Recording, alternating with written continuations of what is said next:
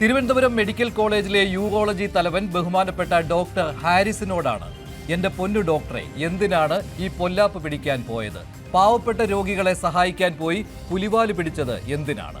വല്ല സ്വകാര്യ ആശുപത്രിയിലും പോയി ലക്ഷങ്ങൾ വാങ്ങി സുഖമായി ജീവിച്ചുകൂടെ? ഇപ്പോ എന്തായി? മെഡിക്കൽ കോളേജിലെ പ്രിൻസിപ്പൽ PK ജബ്ബാർ പറഞ്ഞത് താങ്കൾ കേട്ടില്ലേ? താങ്കൾ നല്ലവനാണ്, മിടുക്കനാണ്, വേറെ പ്രശ്നമൊന്നുമില്ല. പിന്നെ എന്താ? മെഡിക്കൽ കോളേജിലെ കാണാതായ മോർസിലോസ്കോപ്പ് കിട്ടിയത് ഡോക്ടർ ഹാരിസിന്റെ മുറിയിൽ നിന്ന്. എങ്ങനെ കിട്ടി? പ്രിൻസിപ്പലും സംഘവും ഡോക്ടറുടെ മുറിയിൽ കയറി 2 ദിവസം നടത്തിയ സെർച്ച് ഓപ്പറേഷനിൽ ആദ്യ ദിവസം കിട്ടിയില്ല, 2ാം ദിവസം കിട്ടി. അതിനിടെ ഒരാൾ ഡോക്ടറുടെ മുറിയിൽ കയറുന്ന CCTV ദൃശ്യവുമുണ്ട്. അതായത് താങ്കൾ കള്ളനാണെന്ന് പറയാതെ പറഞ്ഞു.